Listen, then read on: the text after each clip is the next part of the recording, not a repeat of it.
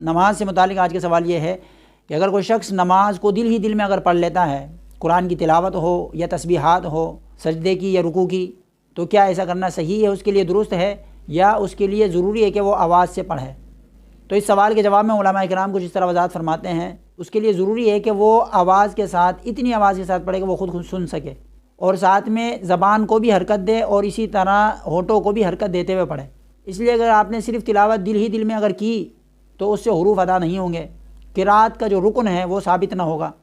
اور اگر صرف زبان کو حرکت دیتے ہوئے ہونٹوں کو حرکت نہیں دی تو پھر اس قرات کے اندر وہ حروف جو ہونٹوں سے ادا ہوتے ہیں پھر وہ ادا نہیں ہوں گے، تو اس صورت کے اندر بھی قرات ثابت نہ ہوگی،